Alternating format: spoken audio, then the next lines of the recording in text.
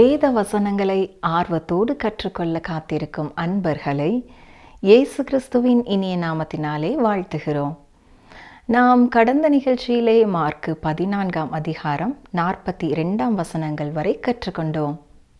அந்த பகுதியிலே இன்று திருச்சபைகளில் இருக்கும் அநேகர் தாங்கள் பாவிகளாய் இருக்கிறோம் என்பதை புரிந்து கொள்ளுகிறதில்லை என்றும், இன்றைக்கும் நம்மை நோக்கி வரும் சோதனைகளை குறித்து நாம் நிர்விசாரமாக இருப்போம் என்றால் நிச்சயமாக விழுந்து போவோம் என்றும் கற்றுக்கொண்டோம்.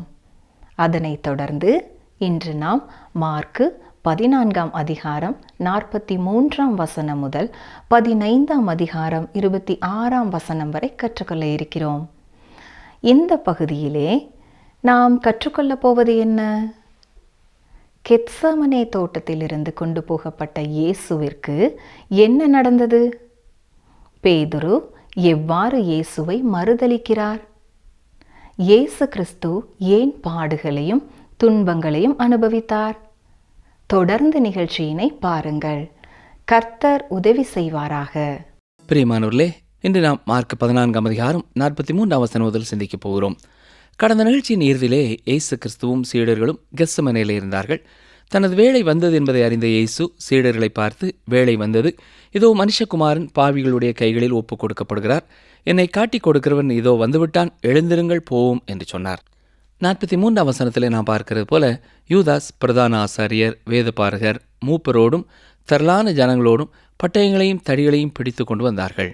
இங்கே மிருகத்தனமான ஒரு செயலை நாம் பார்க்கிறோம். இது கோழைத்தனமான ஒரு செயலும் கூட. இயேசு கிறிஸ்து எந்த இடத்திலே ஓய்வாய் இருப்பார் என்பதை அறிந்த யூதாஸ் எதிராளிகளை அழைத்து வருகிறான். முத்தம் என்பது அன்புக்கு அடையாளமாய் இருக்கிறது. ஆனால் யூதாஸ் இயேசுவை காட்டிக் கொடுக்க அதை பயன்படுத்தினான். இது மிகவும் கேவலமானதாகவும் கொடூரமானதாகவும் இருக்கிறது. அவர் பரலோகத்திலிருந்து வந்தவராய் இருந்தாலும் ஒரு கூட்டம் மனிதர்கள் மத்தியிலே அவர் காட்டிக் கொடுக்கப்பட வேண்டியவராய் எந்த வித்தியாசமும் இல்லாத ஒரு மனிதனைப் போலத்தான் இருந்தார். 45ஆம் வசனத்திலே நாம் பார்க்கும் பொழுது இயேசுவை அவன் ஆண்டவரே என்று சொல்லவில்லை, ரபி என்றுதான் சொன்னான். 1 கொரிந்தியர் 12ஆம் அதிகாரம் 3ஆம் வசனத்திலே நாம் வாசிப்பது என்ன? பரிசுத்த ஆவியினாலே அன்றி ஒருவனும் இயேசுவை கர்த்தர் என்று சொல்ல முடியாது. அவர்கள் அவரை பிடித்தார்கள். பாவியான மனுஷருடைய கையிலே அவர் ஒப்படைக்கப்பட்டார். சிலுவைக்கு நேரே செல்ல தன்னைத்தானே அவர் ஒப்படைத்தார். பேதுரு இயேசுவை காக்க முற்படுகிறான். வசனங்கள் 47 முதல் 49 வரை பார்ப்போம் என்றால், ஒருவன் கத்தியை உருவி வேலைக்காரனை காதர வெட்டினான். இந்த இடத்துல, தினம்தோறும் உங்கள் நடுவிலே தேவாலயத்திலே உபதேசம் பண்ணி கொண்டிருந்தேன், அப்பொழுது என்னை நீங்கள் பிடிக்கவில்லையே என்று சொல்லி வேத வாக்கியங்கள் நிறைவேற வேண்டியதாக இருக்கிறது என்று இயேசு சொன்னார். இயேசு கிறிஸ்து வேத வாக்கியங்கள் நிறைவேறுவதை சுட்டி காட்டுகிறார். இந்த ஜனங்கள் தங்கள் சொந்த வேத புத்தகத்தை விசுவாசித்திருப்பார்கள் என்றால் அவர்கள் செய்யும் அந்த காரியத்தை செய்ய மிகவும் யோசித்திருப்பார்கள், அல்லது மனதையே மாற்றியிருப்பார்கள். வசனம் 50 பாருங்கள். எல்லாரும் அவரை விட்டு ஓடிப்போனார்கள். நாம் நினைப்பது போல பேதுரு அந்த வேலைக்காரனின் காதை வெட்டினாலும் அவனும் ஓடிவிடுகிறான். காது வெட்டப்பட்ட மனிதனுடைய பெயர் மல்கோஸ் என்று யோவான் சொல்லுகிறார். பேதுரு மீன்பிடிக்க திறமை உள்ளவன், ஆனால் அவன் ஒரு போர் வீரன் அல்ல. கழுத்திற்கு வைத்த குறி காதிலே போய் நின்றது. அப்பொழுது எல்லாரும் அவரை விட்டு ஓடிப்பானார்கள் என்பதும் தீர்க்க தரிசனத்தின் நிறைவேறுதல்தான். சரி, மார்க் 14ஆம் அதிகாரம் 51, 52ஆம் வசனங்களிலே ஒரு வாலிபனை குறித்து வாசிக்கிறோம். துப்பட்டியை மாத்திரம் தன்மேல் போர்த்து கொண்டு அவர் பின்னே போனான். அவனை பிடித்தார்கள். அவன் தன் துப்பட்டியை போட்டுவிட்டு நிர்வாணமாய் அவர்களை விட்டு ஓடிப்போனான் என்று பார்க்கிறோம். இது யார் என்பதை குறித்து கருத்து வேறுபாடுகள் இருக்கிறது. இது அப்போஸ்தலனாகிய பவுல் என்று சிலர் சொல்கிறார்கள். சிலர் இது யோவான் மார்க்கு என்று சொல்கிறார்கள். இதை குறித்து வேறு ஒருவரும் எழுதாமல் மார்க் மட்டும் எழுதியிருப்பதனாலே இது இந்த யோவான் மார்க்காகத்தான் இருக்க வேண்டும் என்று நான் நினைக்கிறேன். வசனம் 53 பார்ப்போம் என்றால், இயேசுவை பிரதான ஆசாரியரிடத்திலே கொண்டு போனார்கள். அங்கே மூப்பர், வேதபாரகர் எல்லாரும் கூடி வந்திருந்தார்கள். ரோம அதிகாரம் ஏற்றுக்கொண்ட பிரதான ஆசாரியன் காய்பா. அவனுடைய மாமனாகிய அன்னாவும் மோசேயின் பிரமாணத்தின்படி பிரதான ஆசாரியனாயிருந்தவன். யோவான் சொல்வது போல இயேசு முதலாவது அன்னாவனிடத்திலே கொண்டு வரப்பட்டார். சிலர் சொல்கிறார்கள், இந்த அன்னாதான் இயேசுவை கொலை செய்ய எல்லா திட்டங்களுக்கும் காரணம் என்று சொல்கிறார்கள். இங்கே சனகரிப் சங்கம் கூடியிருக்கிறது. 54ஆம் வசனத்தை பார்த்தால், பேதுரு தூரத்திலே அவருக்கு பின் சென்று வெளியே சேவகரோடே கூட உட்கார்ந்து நெருப்பண்டையிலே குளிர் காய்ந்து கொண்டிருக்கிறான். தவறான கூட்டத்தோடு அவன் உட்கார்ந்திருக்கிறான். வசனம் 55 பாருங்கள். உள்ளே அங்கே இயேசுவை கொலை செய்யும்படி அவருக்கு விரோதமாக சாட்சி தேடுகிறார்கள், அகப்படவில்லை. இந்த சனகரிப் சங்கத்தின் கூட்டமானது சட்டத்திற்கு விரோதமானது. அவர்களுடைய வழிமுறையும் தவறானதாய் இருக்கிறது. இயேசு கிறிஸ்துவுக்கு விரோதமாய் பேசக்கூடியவர்களை மட்டுமே அவர்கள் தேடினார்கள். மார்க் 14ஆம் அதிகாரம் 56 முதல் 59 வசனங்களை நீங்கள் பார்ப்பீர்கள் என்றால், அவருக்கு விரோதமாய் வந்த சாட்சிகள் ஒன்றும் ஒவ்வவில்லை. இயேசு ஆலயத்தை இடித்து போட்டு 3 நாளைக்குள்ளே கட்டுவேன் என்று சொன்னார் என்று சிலர் சொன்னார்கள். ஆனால் ஒன்றுமே எடுக்கவில்லை. எந்த 2 சாட்சிகளும் ஒன்று போல ஒத்துப்போகவில்லை. ஏனென்றால் எந்த தீர்ப்புக்கும் 2 சாட்சிகள் தேவை. உண்மையை சொல்லப்போனால் இயேசு அந்த ஆலயத்தை இடித்து போட்டு 3 நாளைக்குள்ளே அதை கட்டுவேன் என்று சொல்லவில்லை. தனது சரீரத்தை குறித்து தான் அவ்வண்ணமாய் அவர் பேசினார். வசனங்கள் 60 முதல் 62 வரை பாருங்கள். பிரதான ஆசாரியன் இயேசுவை கேள்வி கேட்கிறான். எத்தனை பொய்யான குற்றம் சாட்டினாலும் இயேசு அமைதியாயிருந்தார். எப்படி? ஏசாயா 53:7 நாம் வாசிக்கிறோம் இல்லையா? அவர் சத்தமிடாத ஆட்டை போல இருந்தார். இப்படி அமைதியாயிருந்தது பிரதான ஆசாரியனுக்கு எரிச்சலை ஊட்டியது. மீண்டுமாக நேரடியாக, நீர் தேவனுடைய குமாரனாய கிறிஸ்துதானா என்று கேட்டான். அதற்கு இயேசு, நான் அவர்தான். மனுஷகுமாரன் சர்வ வல்லவரின் வலது பாரசத்தில் வீற்றிருப்பதையும் வானத்தின் மேகங்கள் மேல் வருவதையும் நீங்கள் காண்பீர்கள் என்று சொன்னார். தானியேல் 7ஆம் அதிகாரம் 13-14 வசனங்களையும் இந்த இடத்திலே நான் வாசிக்க விரும்புகிறேன். தரிசனங்களிலே நான் பார்த்து கொண்டிருக்கையில், இதோ மனுஷகுமாரனுடைய சாயலான ஒருவர் வானத்து மேகங்களுடனே வந்தார். அவர் நீண்ட ஆயுசுள்ளவர் இடம் மட்டும் வந்து அவர் சமீபத்தில் கொண்டு வரப்பட்டார். சகல ஜனங்களும் ஜாதியாரும் பாஷைக்காரரும் அவரையே சேவிக்கும்படி அவருக்கு கர்த்தத்துவமும் மகிமையும் ராஜரீகமும் கொடுக்கப்பட்டது. அவருடைய கர்த்தத்துவம் நீங்காத நித்திய கர்த்தத்துவமும் அவருடைய ராஜ்யம் அழியாததுமாயிருக்கும். இயேசு கிறிஸ்து என்ன சொன்னார் என்பதை பிரதான ஆசாரியன் புரிந்து கொண்டான். அதன் விளக்கம் என்ன என்பதையும் அவன் அறிந்திருந்தான். கட்டுப்படுத்த முடியாத உணர்ச்சி வசப்பட்டவன் தனது வஸ்திரங்களை கிழித்து கொண்டு, இனி சாட்சிகள் நமக்கு வேண்டியதென்ன என்று கேட்கிறான். இவ்வாறு அவன் செய்வதனாலே மோசேயின் நியாயப்பிரமாணத்தை மீறுகிறான். ஏனென்றால் பிரதான ஆசாரியனுடைய உடை கிழிக்கப்படக்கூடாது. 64-65 வசனங்களை பார்ப்பீர்கள் என்றால், இயேசு தேவதூஷணம் சொன்னார் என்று குற்றம் சாட்டுகிறார்கள். எனவே மரணத்திற்கு பாத்திரராயிருக்கிறார் என்றும் தீர்மானம் பண்ணினார்கள்.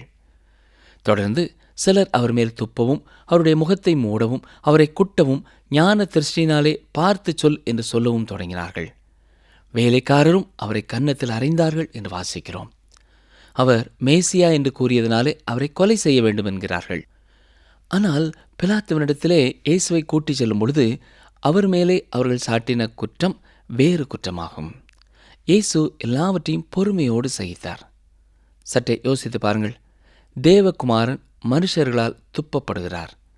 இயேசு கிறிஸ்து அங்கே பாடுகள் பட்டு கொண்டிருந்த பொழுது சீமோன் பேதுரு மிகப்பெரிய சோதனையின் மத்தியிலே இருந்தார். மார்க் 14ஆம் அதிகாரம் 66 முதல் 70 வசனம் வரை இதை பார்க்கிறோம். வேலைக்காரிகளிலே ஒருத்தி அவனை உற்று பார்த்து, நீயும் நசரேயனாகிய இயேசுவோடே இருந்தாய் என்று சொன்னதுமே பேதுரு மறுதலிக்கிறான். நான் அறியேன், நீ சொல்லுகிறது எனக்கு தெரியாது என்றான். அருமையானவர்களே, இந்த குறிப்பிட்ட நேரத்திலே பேதுரு தான் இயேசுவை பின்பற்றி வந்தவன் என்று கூறப்படுவதை குறித்து வெட்கப்படுகிறான். நாம் இப்பொழுதாவது இப்படிப்பட்ட ஒரு நிலைமையில் இருந்திருக்கிறோமா? கர்த்தர் தாமே நம்முடைய கோழைத்தனத்தையும் பலவீனத்தையும் மன்னிப்பாராக. 3வது முறை அவனுடைய பலவீனமாகிய அதிகம் பேசும் காரியத்தினாலே மீண்டும் மாட்டிக்கொள்கிறான். அவன் வாசல் மண்டபத்துக்கு போனாலும் ஒருவன் பேதுருவை பார்த்து, நீ கலிலேயன், உன் பேச்சு அதற்கு ஒத்திருக்கிறது என்று சொன்னான். வசனங்கள் 71-72 பாருங்கள். நீங்கள் சொல்லுகிற மனுஷனை அறியேன் என்று சொல்லி சபிக்கவும் சத்தியம் பண்ணவும் தொடங்கினான். உடனே சேவல் 2ஆம் தரம் கூவிற்று. அப்பொழுதுதான் இயேசு சொன்ன வார்த்தைகளை பேதுரு நினைவு கூர்ந்தான். மிகவும் அழுதான். பேதுருனுடைய வாழ்க்கையிலே அவனுக்கு இருந்த பலவீனத்தை குறித்து அவனுக்கே தெரியாது. இயேசு அவனிடத்திலே அதை குறித்து கூறியிருந்தாலும் அதை அவன் உணர்ந்து கொள்ளவில்லை. பேதுரு இயேசுவை நேசித்தான். அவருக்கு உண்மை உள்ளவனாக இருப்பேன் என்று வாக்கு கொடுத்தான். ஆனால் தன்னை குறித்தே அறியாதவனாயிருந்தான். மாம்ச பலத்திலே ஒன்றுமில்லை என்ற உண்மையை பேதுரு உணர்ந்து கொள்ளவில்லை. இருந்தாலும் அந்த பாவத்திலிருந்தும் மனம் திரும்பினார். அருமையான சகோதரனே, கேட்டுக்கொண்டிருக்கிற சகோதரியே, இதுதான் உண்மையான விசுவாசிக்கு ஒரு பரீட்சை. உள்ளம் உடைந்து மனம் திரும்பி கண்ணீர் வடிக்கிறார். பல ஆண்டுகளுக்கு பின்னர் அவர் என்ன எழுதுகிறார்? 1 பேதுரு 1:5 கடைசி காலத்திலே வெளிப்பட ஆயத்தமாக்கப்பட்டிருக்கிற இரட்சிப்புக்கு ஏதுவாக விசுவாசத்தை கொண்டு தேவனுடைய பலத்தினாலே காக்கப்பட்டிருக்கிற உங்களுக்கு அந்த சுதந்திரம் பரலோகத்தில் வைக்கப்பட்டிருக்கிறது என்று சொல்கிறார். ஆம் பிரியமானவர்களே, இன்றைக்கு நீங்கள் கர்த்தருடைய பிள்ளைகளாய் வாழுகிறீர்கள் என்றால் அது உங்களுடைய பலத்தினாலே உண்டானது அல்ல, அது தேவனுடைய பலத்தினாலே உண்டானது. கர்த்தரே தன்னை காத்து கொண்டார் என்பதை அறிந்த பேதுரு அதை அறிக்கையிடுகிறார். சீஷர்கள் ஓடிவிட்டார்கள். இயேசு எதிராளிகளின் கரத்திலே இருக்கிறார். பேதுருவும் மறுதலித்து விட்டான். இப்பொழுது மார்க்கு 15ஆம் அதிகாரத்துக்குள்ளே நாம் கடந்து செல்கிறோம். இயேசு கிறிஸ்துவின் பாடு மரணங்களை குறித்து சிந்தித்துக் கொண்டிருக்கிறோம். வேத வாக்கியங்கள் எல்லாம் தேவ ஆவியினாலே அருளப்பட்டிருக்கிறது என்றாலும் இந்த வேத பகுதி இன்று வாழும் நமக்கும் குறிப்பான அர்த்தம் நிறைந்ததாய் இருக்கிறது. இயேசுவோடு இருந்தவர்கள் சிதறி போனார்கள். ஒருவன் காட்டிக் கொடுத்தான், ஒருவன் மறுதலித்தான். 2 வகைகளிலே அந்த இரவிலே பாவம் நிலவியது. பாவம் இயேசுவை அழிக்க முயன்றது. ஏனென்றால் பாவத்திற்கான பரிகாரத்தை அவர் அப்பொழுது செய்து கொண்டிருக்கிறார். என்னுடைய பாவங்களுக்காக, உங்களுடைய பாவங்களுக்காக அவர் மரிக்கப் போகிறார். அந்த காலங்களிலே நடைபெற்ற மிக பரிதாபமான ஒரு சம்பவமாய் அது இருந்தாலும் வானத்திற்கும் பூமிக்கும் கிடைத்த மகிமை நிறைந்த வெற்றியாகும். எனவே இந்த அதிகாரத்தை படிக்கும் பொழுது தோல்வி எண்ணமுள்ளவர்களாக பாடுபட்டவரை குறித்த பரிதாப உணர்ச்சியோடு நாம் கற்றுக்கொள்ள தேவையில்லை. ஆனால் நாம் பயபக்தியோடு கூட, உள்ளத்திலே நன்றி உணர்வோடு கூட, நன்றி பெருக்கெடுத்தவர்களாக அவர் தந்த ரட்சிப்பிற்காக ஸ்தோத்திரம் செலுத்தி இதை நாம் கற்றுக்கொள்ள வேண்டும். இயேசு கிறிஸ்துவுக்கு அவர்கள் செய்த அநியாயமான காரியங்கள் உண்மையாகவே ஒரு பரிதாப எண்ணத்தை நமக்கு ஊட்டும். குளோவிஸ் என்ற காட்டு மிராண்டியான ஒருவன் முதல் முறையாக சுவிசேஷத்தை கேட்டபொழுது, நான் மட்டும் என்னுடைய போர் வீரர்களோடு அங்கே இருந்திருப்பேன் என்றால் என்ன நடந்திருக்கும் தெரியுமா என்று சொன்னானாம்.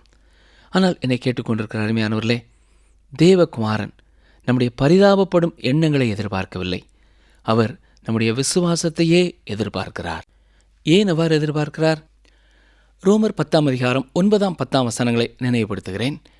என்னவென்றால், கர்த்தராய் இயேசுவை நீ உன் வாயினாலே அறிக்கையிட்டு தேவன் அவரை மரித்தோரிலிருந்து எழுப்பினார் என்று உன் இருதயத்திலே விசுவாசித்தால் ரட்சிக்கப்படுவாய். நீதி உண்டாக இருதயத்திலே விசுவாசிக்கப்படும், ரட்சிப்புண்டாக வாயினாலே அறிக்கை பண்ணப்படும். உங்கள் இருதயத்தின் விசுவாசத்தை தான் அவர் எதிர்பார்க்கிறாரே ஒழிய பரிதாப உணர்ச்சியே அல்ல. 1 கொரிந்தியர் 15ஆம் அதிகாரம் 3, 4 வசனங்களை பாருங்கள். நான் அடைந்ததும் உங்களுக்கு பிரதானமாக ஒப்புவித்ததும் என்னவென்றால், கிறிஸ்துவானவர் வேத வாக்கியங்களின்படி நமது பாவங்களுக்காக மரித்து அடக்கம் பண்ணப்பட்டு வேத வாக்கியங்களின்படி 3ஆம் நாளில் உயிர்த்தெழுந்து. நித்தியத்திலிருந்து எல்லாமே தேவனுடைய திட்டமும் சிருஷ்டிப்பும் சிலுவையை நோக்கி சென்று கொண்டிருந்தது. இந்த நற்செய்தி அவர் செய்து முடித்த காரியம். நீங்கள் இதை செய்ய வேண்டுமென்று அவர் கேட்டுக்கொள்ளவில்லை. அவருடைய செயல்தானே ஒழிய என்னுடைய செயல் அல்ல, அல்லது உங்களுடைய செயலும் அல்ல. தேவன் ஏற்றுக்கொள்ளத்தக்க எந்த ஒரு காரியத்தையும் செய்யத்தக்க நிலையிலே நாம் இல்லை. என்னுடைய நீதியோ உங்களுடைய நீதியோ ரட்சிப்பிற்காக ஏற்றுக்கொள்ளப்பட முடியாதது. இயேசுவின் நீதியே நமக்காக கொடுக்கப்பட்டிருக்கிறது. ரோமர் 4:25 என்ன சொல்கிறது? அவர் நம்முடைய பாவங்களுக்காக ஒப்பு கொடுக்கப்பட்டும் நாம் நீதிமான்களாக்கப்படுவதற்காக எழுப்பப்பட்டும் இருக்கிறார். மார்க் 15ஆம் அதிகாரம் 1 வசனத்தை பார்ப்பீர்கள் என்றால், இந்த மூப்பர் வேதபாரகர் எல்லாரும் சேர்ந்து இயேசுவை கட்டி கொண்டு போய் பிலாத்துவினிடத்திலே கொடுத்து விடுகிறார்கள். ஏனென்றால் செனகரிப் சங்கத்திற்கு இயேசுவை மரணாக்கனைக்குள்ளாக தீர்க்க முடியுமே ஒழிய அவரை சிலுவையிலே அறையும் அதிகாரம் இல்லை. எனவே ரோமர்களுடைய கரத்திலே தான் அவரை ஒப்புக் கொடுக்க வேண்டும். ஆனால் செனகரிப் சங்கத்திலே அவருக்கு எதிராக கொண்டு வந்த எந்த குற்றச்சாட்டுமே பிலாத்துவிற்கு முன்னாலே நிற்காது. எனவே அதிகாலையிலேயே அவர்கள் ஒன்று கூடி ரோம அதிகாரத்திற்கு செல்லுபடியாகும் ஒரு குற்றச்சாட்டை திட்டமிடுகிறார்கள். ரோம அதிகாரியான பிலாத்து அந்நேரத்திலே எருசலேமிலே இருந்தார். பிலாத்து எருசலேமில் தங்கவில்லை. பண்டிகை காலமாதலால் கலகங்கள் எதுவும் ஏற்படக்கூடாது என்பதற்காக அங்கே இருந்தார். ரோம அதிகாரமானது எந்த கலகத்தையும் எந்த ஊர்வலங்களையும் விரும்புகிறதில்லை, அதை அனுமதிக்கிறதில்லை. எனவேதான் ரோம அரசானது 1000 ஆண்டுகளுக்கு அந்நாட்களிலே உலகத்தை ஆண்டு வந்தது. இன்றைய அரசாங்கங்களும் ரோம அரசாட்சியிலிருந்து சில காரியங்களை கற்றுக்கொள்ள வேண்டும். பிலாத்து ஒரு அரசியல்வாதி. ரோம நீதியை நிலைநாட்டுவதை விட தொடர்ந்து அவன் பதவியிலேயே இருக்க வேண்டும் என்பதுதான் அவனுடைய வாழ்க்கையின் குறிக்கோள். இயேசு கிறிஸ்து குற்றமற்றவர் என்பதை எண்ணியவுடனே, அறிந்தவுடனே அவரை விடுதலை செய்யத்தான் அவன் வகை தேடினான். அதே நேரத்திலே சமய தலைவர்களை பிரியப்படுத்தவும் அவன் விரும்பினான். பிலாத்து விரும்பியது போல இயேசு பிலாத்துவிற்கு ஒத்துப்போகவில்லை. இயேசு ஒத்துப்போவார் என்றால் பிலாத்து சமய தலைவர்களையும் பிரியப்படுத்தி விடலாம் என்றுதான் எண்ணினான். பிலாத்துவின் வாழ்க்கையிலே உண்மை, நீதி, நியாயம் எதுவுமே கிடையாது. எல்லாரையும் பிரியப்படுத்த வேண்டும் என்றுதான் நினைப்பான். அவ்வாறு செய்யும் பொழுது யாரையுமே பிரியப்படுத்த முடியாது. 2ஆம் வசனத்திலே நாம் பார்ப்பது போல, நீ யூதருடைய ராஜாவா என்று பிலாத்து கேட்டதற்கு இயேசு நீர் சொல்லுகிறபடிதான் என்று சொல்லிவிட்டார். மார்க் 15ஆம் அதிகாரம் 3 முதல் 6 வரை பார்ப்பீர்கள் என்றால், பிரதான ஆசாரியர்கள் இயேசுவின் மேலே அநேக குற்றங்களை சொன்னார்கள். இவர்கள் எத்தனையோ குற்றங்களை சொல்கிறார்களே, அதற்கு நீ உத்தரவு சொல்லுகிறதில்லையா என்று கேட்டான். அதற்கும் இயேசு உத்தரவு சொல்லவில்லை. இது உண்மையாகவே பிலாத்துவிற்கு ஆச்சரியத்தை கொடுத்தது. பொதுவாக பண்டிகை தோறும் பிலாத்து அங்கே காவலிலே வைக்கப்பட்டிருந்த யாரையாவது ஒரு மனிதனை விடுதலை செய்வான். இப்படிப்பட்ட வேளையிலே குற்றம் சாட்டப்படும் ஒரு மனிதன் தன்னுடைய சார்பிலே எதையுமே பேசாமல் இருக்கிறானே என்று பிலாத்து ஆச்சரியப்படுகிறான். பொதுவாக குற்றம் சாட்டப்படும் எவருமே நீண்ட வார்த்தைகளினாலே தாங்கள் தவறு செய்யாதவர்கள் என்பதை நிரூபிக்க முயற்சி செய்வார்கள். ஆனால் இந்த குற்றவாளி வித்தியாசமானவராய் காணப்படுகிறார். இதற்கான காரணத்தை அறிந்து கொள்ள பிலாத்து விரும்பினான். இயேசு கிறிஸ்துவை விடுதலை செய்ய பிலாத்து முற்பட்ட பொழுது பிலாத்துவிற்கும் சமயத் தலைவர்களுக்கும் இடையிலே அநேக பேச்சுவார்த்தைகள் நடந்ததை குறித்து யோவான் தனது சுவிசேஷத்திலே எழுதியிருக்கிறார். இயேசுவை உள்ளே அழைத்துச் சென்று பேசும்படியாய் கொண்டு சென்றான். வெளியே கொண்டு வந்தான். மீண்டும் உள்ளே கொண்டு சென்றான். இயேசுவின் ஒத்துழைப்பை அவன் எதிர்பார்த்தான். இறுதியாக பிலாத்து தனது சொந்த கால்களிலே நின்று இயேசு கிறிஸ்துவை குறித்த தீர்மானத்தை தானே செய்ய வேண்டிய நிலையிலே இருக்கிறேன் என்பதை உணர்ந்தான். ஆம், அருமையான சகோதரனே, சகோதரியே, இயேசு கிறிஸ்து தொடர்பான ஒரு தீர்மானத்தை எந்த ஒரு மனுஷனோ மனுஷியோ செய்யும் பொழுது மற்றவர்கள் சொல்லுகிறார்கள் என்பதற்காக அல்ல, தானே தன்னுடைய வாழ்க்கையிலே அதை குறித்து தீர்மானிக்க வேண்டியவர்களாய் இருக்கிறார்கள். பிலாத்து மாட்டிக்கொண்ட இந்த சூழ்நிலையில இருந்து விடுதலை அடைய யோசிக்கிறான். பண்டிகை கால வழக்கம் போல ஒரு குற்றவாளியை விடுதலை செய்து விடுவது போல இவரை விடுதலை செய்து விடலாம் என்று எண்ணினான். பரபாசை விடுதலை செய்ய வேண்டும், இயேசுவை சிலுவையிலே அறைய வேண்டும் என்று மக்கள் சொல்வார்கள் என்று பிலாத்து எதிர்பார்க்கவே இல்லை. தான் மாட்டிக்கொண்ட இக்கட்டான சூழ்நிலையிலே இயேசுவை விடுதலை செய்துவிட்டால் பிரச்சனை தீர்ந்துவிடும் என்று எண்ணினான். ஆனால் அவன் நினைத்தபடி அல்ல. மார்க் 15ஆம் அதிகாரம் 7ஆம் வசனத்தை பார்க்கும் பொழுது, கலகம் பண்ணி அந்த கலகத்திலே கொலையையும் செய்து காவல் பண்ணப்பட்டவர்களிலே பரபாஸ் என்ற ஒருவன் இருந்தான். அந்நாட்களிலே இருந்த சிறையில் இருந்தவர்களிலே இவன்தான் பெரிய ஒரு குற்றவாளியாய் காணப்பட்டான். மற்றவர்களோடு சேர்ந்து இவனும் சிலுவையிலே அறையப்பட வேண்டியவன். பரபாசுக்காக வைக்கப்பட்டிருந்த சிலுவையிலே தான் இயேசு அடிக்கப்பட்டார் என்று நான் எண்ணுகிறேன். மார்க் 15ஆம் அதிகாரம் 9 முதல் 13 வசனங்களை பார்த்தால், பொறாமையினாலே தான் பிரதான ஆசாரியர்கள் அவரை ஒப்புக் கொடுத்தார்கள் என்று பிலாத்து அறிந்து கொள்கிறான். நான் யூதருடைய ராஜாவை கொலை செய்ய வேண்டுமென்று இருக்கிறீர்களா என்று கேட்கிறான். ஆனால் பிரதான ஆசாரியர்கள் பரபாசை தங்களுக்காக விடுதலையாக்கும்படியாக ஜனங்கள் கேட்டுக்கொள்ளும்படியாக ஏவி விட்டார்கள். அப்படியென்றால் யூதருடைய ராஜாவை நான் என்ன செய்ய வேண்டும் என்று சொல்கிறீர்கள் என்று பிலாத்து கேட்கிறான். ஏவி விடப்பட்ட ஜனக்கூட்டம் அவனை சிலுவையில் அறையும், அவனை சிலுவையில் அறையும் என்று மறுபடியும் சத்தமிட்டு சொன்னார்கள். எங்கேயும் கேள்விப்பட்டிராத குறிப்பிடத்தக்க ஒரு காரியம் அங்கே நடைபெறுகிறது. இயேசுவுக்கு எதிராக கொண்டு வரப்பட்ட குற்றச்சாட்டுகள் பொய்யானவை என்பதை பிலாத்து அறிந்து கொள்கிறான். இயேசுவை பரபாசோடு ஒப்பிட்டு பார்க்கிறான்.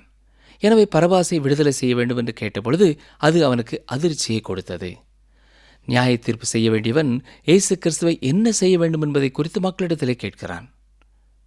மார்க் 15ஆம் அதிகாரம் 14ஆம் வசனத்தை பார்ப்பீர்கள் என்றால், இயேசுவை சிலுவையில் அறையும்படியாக மக்கள் கூக்குரலிடுகிறார்கள். ஏன்?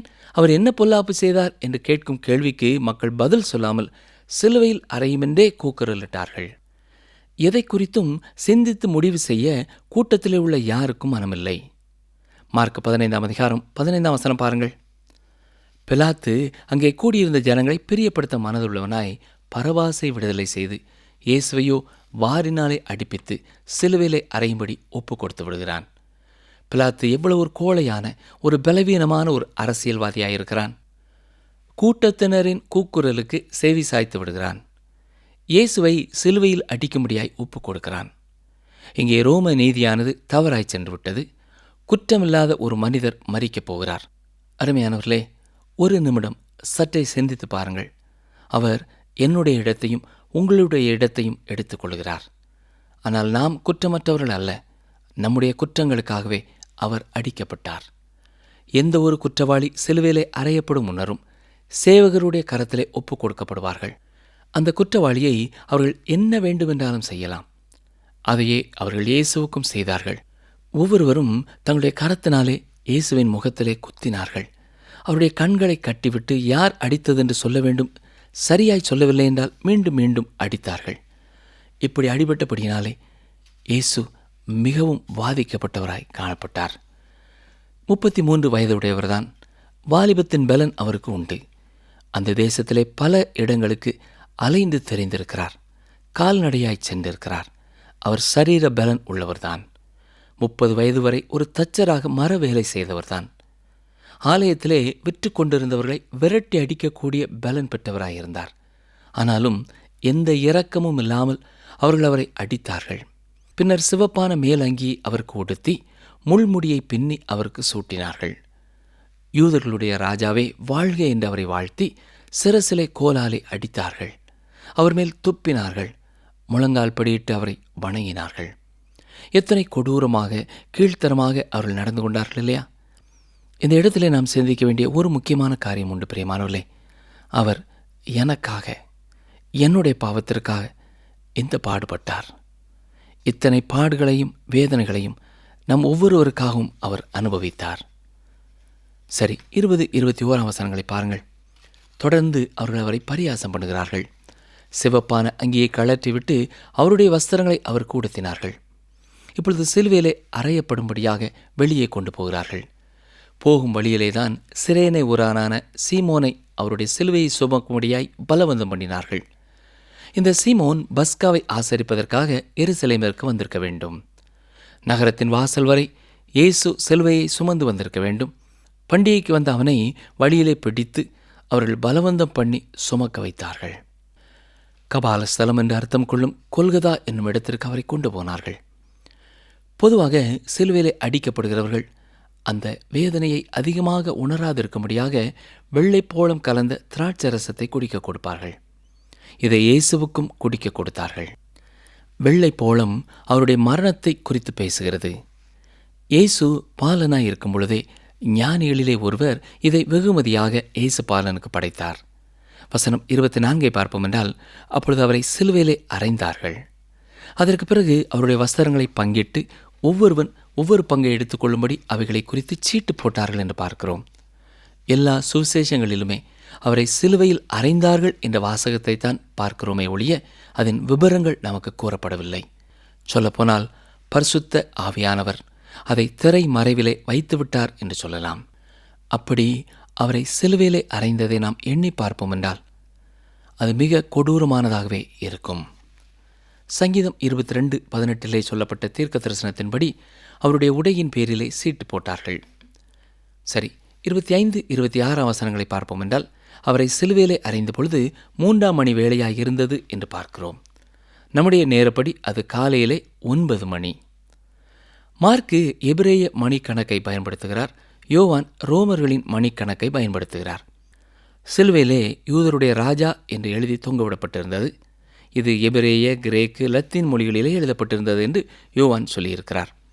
இவர் சிலுவையிலே அறையப்பட்ட முகாந்திரத்தை காண்பிக்கும் பொருட்டு அவ்வாறு எழுதப்பட்டிருந்தது. நேயர்களே, இத்துடன் இன்றைய வேத ஆராய்ச்சி நிகழ்ச்சியை நாம் நிறைவு செய்கிறோம். இயேசு கிறிஸ்து இத்தனை பாடுகளையும் துன்பங்களையும் அனுபவித்தது என்னுடைய பாவத்திற்காகவும் உங்களுடைய பாவத்திற்காகவும். இந்த பாடுகளை அவர் அன்று பட்டிராவிட்டால் நாம் ஒருவருமே பாவ மன்னிப்பையோ நித்திய ஜீவனையோ எண்ணிக்கூட பார்க்க முடியாது. எவ்வளவு பெரிய அன்பு, எவ்வளவு பெரிய ஒரு கிருபை இல்லையா? இந்த இயேசுவை உங்களுடைய வாழ்க்கையிலே உங்கள் இரட்சகராக, வாழ்க்கையின் ஆண்டவராக, வாழ்க்கையின் தலைவராக நீங்கள் இதுவரை ஏற்றுக்கொள்ளவில்லை என்றால் உங்களுக்காக மரித்த இயேசு கிறிஸ்துவை குறித்து எண்ணி பாருங்கள். நீங்கள் மகிழ்ச்சி அடையும்படியாக, நீங்கள் மகிமை அடையும்படியாக அவர் தன்னையே ஒப்பு கொடுத்தார். அவரை விசுவாசியுங்கள், நீங்களும் உங்கள் வீட்டாரும் ரட்சிக்கப்படுவீர்கள். நேயர்களே, இன்று நாம் நிகழ்ச்சியினை நிறைவு செய்யும் நேரத்திற்கு வந்துவிட்டோம். எனவே நாம் கற்றுக்கொண்ட சத்தியங்களில் சிலவற்றை மீண்டும் ஒரு முறை ஞாபகப்படுத்திக் கொள்வோமா? நாம் கர்த்தருடைய பிள்ளைகளாக வாழுவது என்பது தேவனுடைய பலத்தினாலே மாத்திரம் உண்டானது. தேவகுமாரனாகிய கிறிஸ்து நம்முடைய விசுவாசத்தையே எதிர்பார்க்கிறார். இயேசு கிறிஸ்து நம்முடைய பாவங்களுக்காகவே அன்று பாடுகளை ஏற்றுக்கொண்டார். வெள்ளை போளம் இயேசுவின் மரணத்தை குறித்து பேசுகிறது. 3ஆம் மணி என்பது நம்முடைய நேரப்படி காலை 9 மணி. மார்க்கு எபிரேய மணிக்கணக்கை பயன்படுத்துகிறார். யோவான் ரோமர்களின் மணிக்கணக்கை பயன்படுத்துகிறார். மீண்டும் அடுத்த நிகழ்ச்சியிலே சந்திப்போம். கர்த்தர் உங்களை ஆசீர்வதிப்பாராக.